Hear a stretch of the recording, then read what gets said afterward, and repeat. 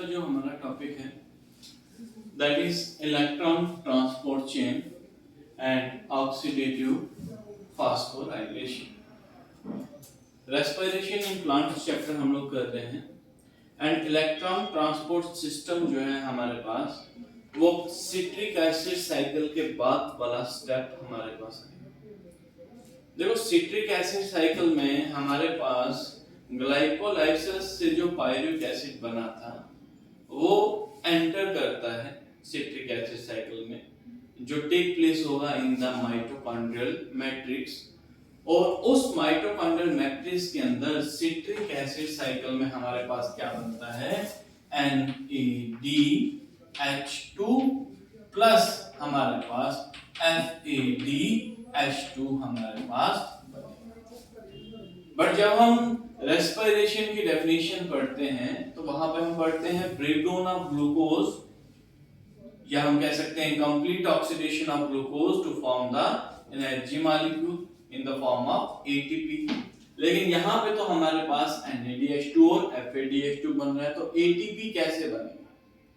ATP oxidation of NADH2 and FADH2 की मदद से ही बनेगा। और जब NADH2 एंड FADH2 ऑक्सीडाइज्ड होंगे तो वो इलेक्ट्रॉन्स एंड प्रोटॉन्स को रिलीज करेंगे।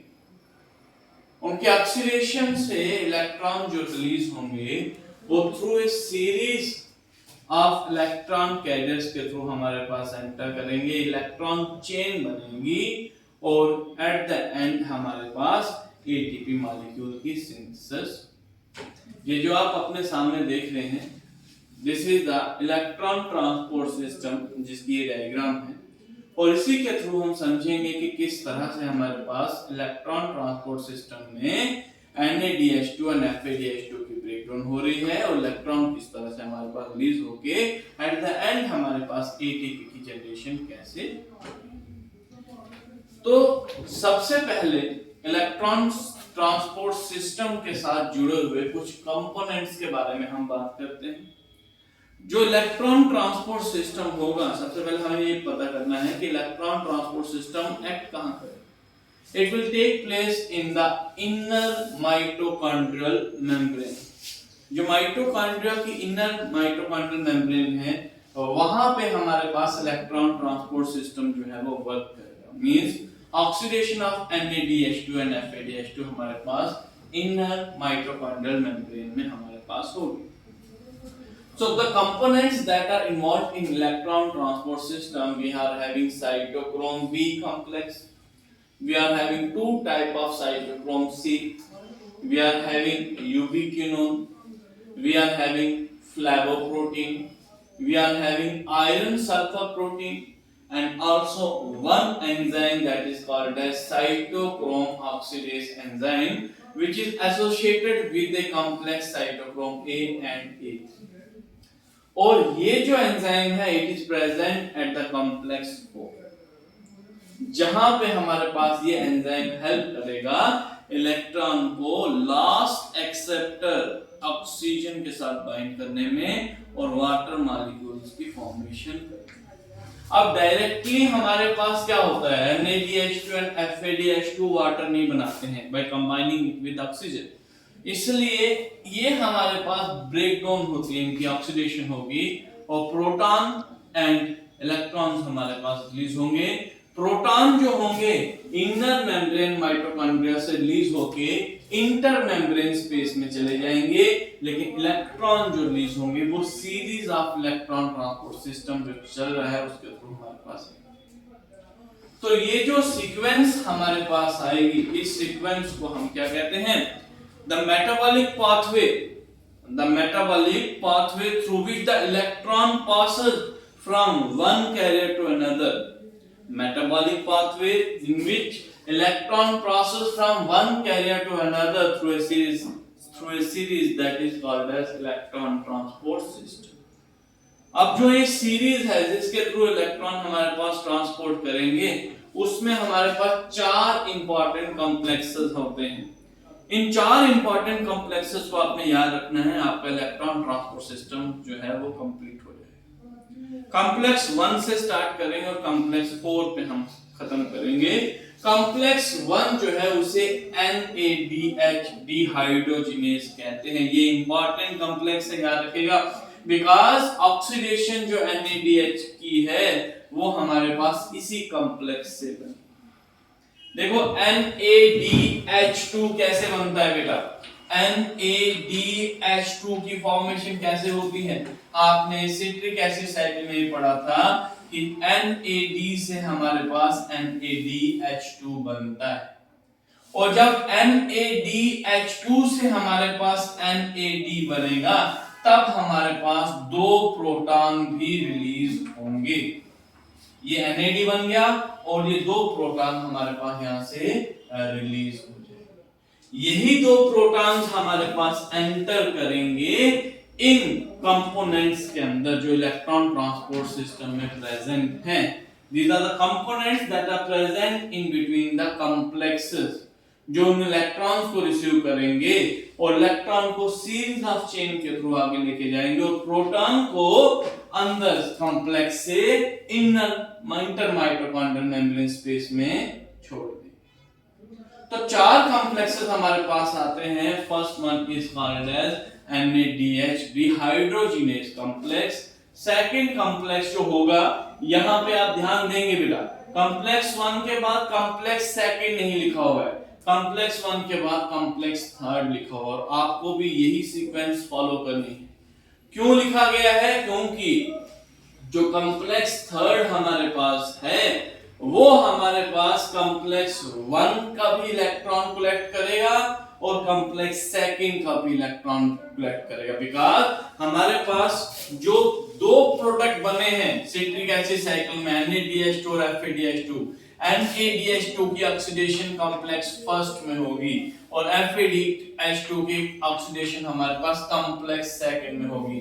यहां से भी इलेक्ट्रॉन आएगा, यहां से भी इलेक्ट्रॉन आएगा, और इन बिटवीन जो कॉम्प्लेक्स है दैट इज कॉम्प्लेक्स थर्ड, वो इलेक्ट्रॉन दोनों का क्या करेगा? रिसीव करेगा।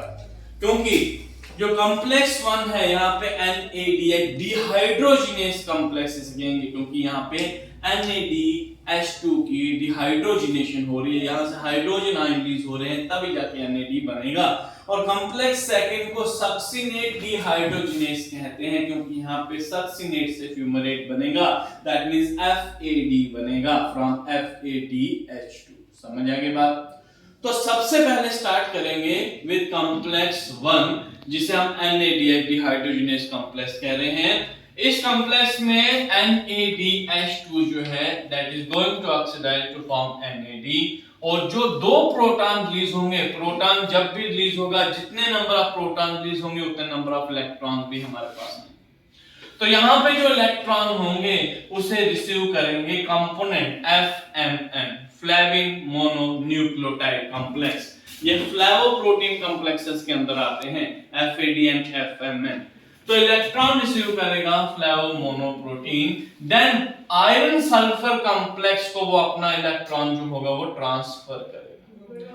ये आयरन सल्फर प्रोटीन अपने इलेक्ट्रॉन को इस कॉम्प्लेक्स थर्ड में भेजेगा, लेकिन कॉम्प्लेक्स फर्स्ट और थर्ड के बीच में ये कैरियर मॉलिक्यूल प्रेजेंट है जिसे हम कह रहे हैं यूबिक्विनोन।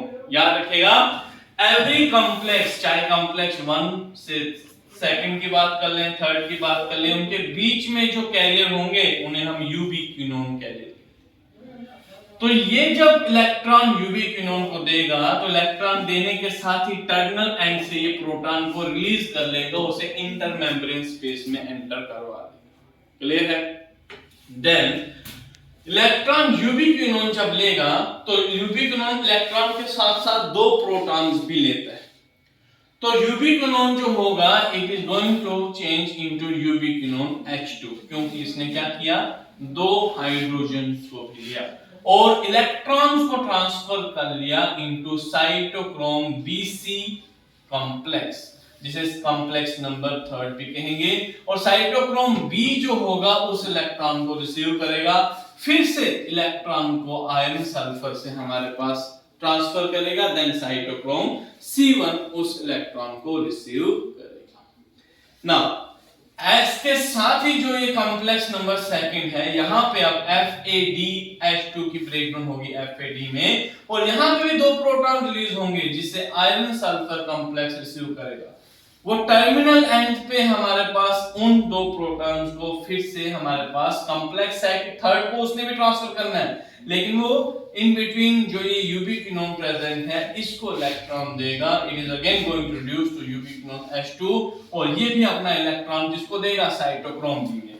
यहाँ पे ध्यान देना, आयरन सल्फर कॉम्प्लेक्स जो है वो इलेक्ट्रॉन साइटोक्रोम B को दे रहा है, यहाँ पे भी आयरन सल्फर कंपोनेंट इलेक्ट्रॉन किसको दे रहा है, साइटोक्रोम B को दे रहा है। जो बीच में कैरियर है वो यूबिक्विनोन H2 यूबिक्विनोन H2 यहाँ पे भी है, लेकिन दोनों कॉमनली किसको देते हैं, साइटोक्रोम B को। अब जब ये दोनों से ही हमारे पास इलेक्ट्रॉन रिसीव करता है तो electron at the end chain में हमारे पास सीरीज में लास्ट में रिसीव कौन करेगा, साइटोक्रोम C1 कॉम्प्लेक्स, और जो प्रोटॉन्स होंगे वो रिलीज हो जाएंगे। अब यहां से थर्ड से कॉम्प्लेक्स थर्ड से लास्ट कॉम्प्लेक्स में हमारे पास इलेक्ट्रॉन जो होगा वो एंटर करेगा, एंड दैट कॉम्प्लेक्स नंबर 4 जिसे हम साइटोक्रोम C ऑक्सीडेज कॉम्प्लेक्स कहते हैं। साइटोक्रोम C ऑक्सीडेज कॉम्प्लेक्स किस कॉम्प्लेक्स का नाम है, कॉम्प्लेक्स नंबर 4। और वो हमारे पास इलेक्ट्रॉन जो आएंगे वो हमारे पास इंटर मेम्ब्रेन स्पेस के अंदर से नहीं आएंगे, इंटरनल से नहीं आएंगे, वो टर्मिनल एंड से आएंगे। जो साइटोक्रोम यहाँ पे प्रेजेंट होंगे जो थर्ड कॉम्प्लेक्स से फोर्थ कॉम्प्लेक्स में इलेक्ट्रॉन को ट्रांसफर करेंगे, they are called as cytochrome C complexes. जो टर्मिनल्स पर प्रेजेंट होंगे इसलिए इसे टर्मिनल ऑक्सीडेशन भी कहते हैं। तो इलेक्ट्रॉन रिसीव करके हमारे पास कॉपर आयंस आएंगे, then copper cytochrome A, then cytochrome A3, cytochrome A and cytochrome A3।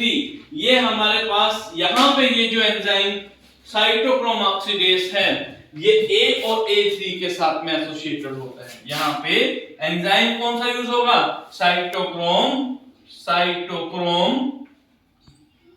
Oxidase enzyme होगा। जो इलेक्ट्रॉन लास्ट हमारे पास देगा copper B first electron A जो है वो फर्स्ट इलेक्ट्रॉन एक्सेप्टर है, जो लास्ट एक इलेक्ट्रॉन एक्सेप्टर है दैट इज कॉपर B। जो अपना इलेक्ट्रॉन किसको ट्रांसफर करेगा, इस ऑक्सीजन को, और ऑक्सीजन किसके साथ कंबाइन करेगी, उस इलेक्ट्रॉन के साथ जो प्रोटॉन जुड़ा हुआ है उसके साथ, और एंड प्रोडक्ट जो हमारे पास बनेगा that will be the water molecule. तो इलेक्ट्रॉन ट्रांसपोर्ट सिस्टम में दो चीजें जो आपको नीट के लिए याद रखनी है, पहले तो कॉम्प्लेक्सेस के नाम आपको याद रखने हैं, किसी भी तरह से क्वेश्चन पूछा जा सकता है। इंपॉर्टेंट चीज जो आपको याद रखनी है कि लास्ट में इलेक्ट्रॉन रिसीव कौन करता है, ये आपको बहुत बार एग्जाम में पूछा जाता है। तो लास्ट इलेक्ट्रॉन एक्सेप्टर जो होता है that is cytochrome C oxidase complex, means fourth complex में इलेक्ट्रॉन एंटर करता है, और जो इलेक्ट्रॉन एक्सेप्टर है last electron acceptor that is the oxygen molecule. कौन लास्ट में ऑक्सीजन को इलेक्ट्रॉन को रिसीव करेगा, ऑक्सीजन, और लास्ट एंड प्रोडक्ट क्या बनेगा हमारे पास, वाटर बनेगा। तो इन चार कॉम्प्लेक्सेस का काम यहाँ पे क्या हो जाता है बेटा, खत्म हो जाता है। तो हमारे पास जो NADH2 और FADH2 बना था उसकी हमारे पास क्या हो जाती है, ब्रेक डाउन होती है through step wise series of step wise oxidation होगी, और प्रोटॉन और इलेक्ट्रॉन रिलीज होंगे, और एंड प्रोडक्ट में वाटर बनेगा। डायरेक्ट NADH2 और FADH2 से वाटर नहीं बनता, इसलिए उसको ऑक्सीडाइज करना पड़ता है खुद को, और फिर हमारे पास इलेक्ट्रॉन और प्रोटॉन एक सीरीज में रिलीज करके जिसे हम इलेक्ट्रॉन ट्रांसपोर्ट चेन कह रहे हैं उसके थ्रू हमारे पास वाटर को बनाएगा। During this electron transport system one interesting thing is going to happen continuously. That interesting thing is this, that proton ions concentration is gradually going to increase in the intermembrane space. Intermembrane space में proton ions की concentration जो है वो बढ़ रही है, लेकिन matrix के अंदर जो कंसंट्रेशन आयन की वो क्या हो रही है हमारे पास, कम। मैट्रिक्स के अंदर क्या हो रही है, कम हो, जिसकी वजह से इलेक्ट्रोकेमिकल ग्रेडियंट हमारे पास बनता है। इलेक्ट्रोकेमिकल ग्रेडियंट हमारे पास देखने को मिलेगा। इलेक्ट्रोकेमिकल ग्रेडियंट जैसे ही सेटअप हो जाता है, उसके साथ ही ये कॉम्प्लेक्स नंबर 5th पे हमारे पास F1, F1, F0, F1 particle जो होंगे वो चैनल गेट आयंस प्रेजेंट, जो एक्टिवेट हो जाएंगे, जो ओपन हो जाएंगे। क्यों ओपन होंगे? क्योंकि कंसंट्रेशन जो इलेक्ट्रोकेमिकल ग्रेडियंट की है उसको क्या करना है? बैलेंस करना है। तो यहां पे क्या होगा, जो इंटर मेम्ब्रेन स्पेस है वहां से ये प्रोटॉन हमारे पास F0 चैनल के थ्रू एंटर करेंगे into the F1 channel. F1 के अंदर हमारे पास एक एंजाइम प्रेजेंट होगा जिसे एटीपी सिंथेटेस एंजाइम कहते हैं, और यहां पे जैसे प्रोटॉन को वो इंटर मेम्ब्रेन स्पेस से मैट्रिक्स में वापस लेके आएगा, तो ड्यूरिंग दैट ट्रांसपोर्टेशन हमारे पास एडीपी और इनऑर्गेनिक फॉस्फेट से एटीपी बनेगा।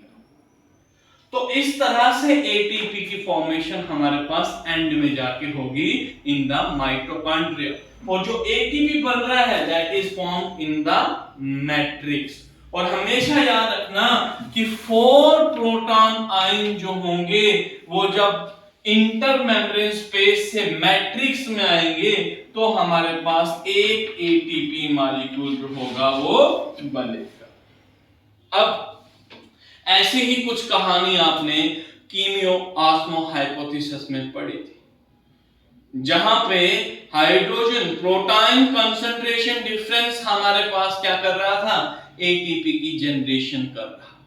सेम माइटोकॉन्ड्रिया के अंदर भी हमारे पास ऐसे होगा बच्चों, याद रखिएगा कि माइटोकॉन्ड्रिया के अंदर लास्ट में जो एटीपी जनरेट हो रहा है वो इस इलेक्ट्रोकेमिकल ग्रेडियंट की वजह से जनरेट हो रहा है, और इलेक्ट्रोकेमिकल ग्रेडियंट बनने के पीछे इस इलेक्ट्रॉन ट्रांसपोर्ट सिस्टम का बहुत बड़ा हाथ है। अगर NADH2 और FADH2 की ऑक्सीडेशन ना होती, उसकी ब्रेकडाउन ना होती, तो ये प्रोटॉन आयन की कंसंट्रेशन ना बन पाती और एट द एंड एटीपी की फॉर्मेशन नहीं हो पाती। ये जो लास्ट स्टेप आप देख रहे हो जिसे कॉम्प्लेक्स 5th के अंदर एटीपी फॉर्मेशन हमारे पास हो रही है, इसी प्रोसेस को हम कहते हैं ऑक्सीडेटिव फॉस्फोराइलेशन। ऑक्सीडेटिव फॉस्फोराइलेशन को अगर डिफाइन किया जाए तो formation of ATP, the formation of ATP from ADP and inorganic phosphate, ADP plus inorganic phosphate is going to form the ATP, and that step, that process is called as oxidative phosphorylation. तो पहले वाले step में क्या होगा? Electron transport होंगे, proton gradient establish होगा, and उसके बाद जाके ऑक्सीडेटिव फॉस्फोराइलेशन होगी। इस ऑक्सीडेटिव फॉस्फोराइलेशन को डायग्रामेटिकली हम नेक्स्ट लेक्चर में देखेंगे कि F0 F1 पार्टिकल्स की लोकेशन किस तरह से होती है, किस तरह से वो हमारे पास एटीपी की जनरेशन करते हैं। But this topic that is electron transport system is very important topic. As अगर आप नीट की बात करें या एकेडमिक्स की बात करें, और ये डायग्राम जो है बेटा इसको आपने कॉम्प्लेक्सेस के थ्रू याद रख करके बताना है, ठीक है। और कंपोनेंट्स कौन से होंगे? जो इन कॉम्प्लेक्सेस के अंदर हमारे पास प्रेजेंट हैं, जो इलेक्ट्रॉन को स्टेप बाय स्टेप रिसीव करके आगे कैरी कर रहे हैं, याद रहेगा। तो इसके साथ इस इलेक्ट्रॉन ट्रांसपोर्ट सिस्टम की आप प्रैक्टिस करेंगे बहुत अच्छे से, बार बार इसको बनाएंगे। कहीं पे कोई डाउट, कोई भी दिक्कत, कहीं पे कोई प्रॉब्लम आएगी तो आप उसको पूछेंगे भी।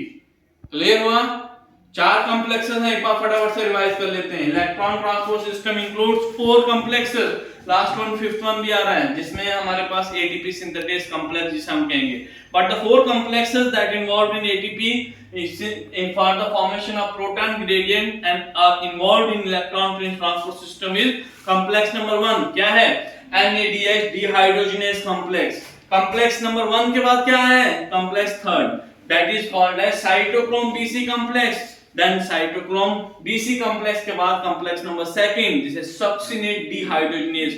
in succinate dehydrogenase complex FADH is going to reduce and complex number 1 NADH2 is going to reduce। And last complex that is called as complex number 4, जिसे हम साइटोक्रोम सी ऑक्सीडेज कॉम्प्लेक्स कहते हैं, जहां finally electron is going to accept by this oxygen molecule and water molecule is going to be formed.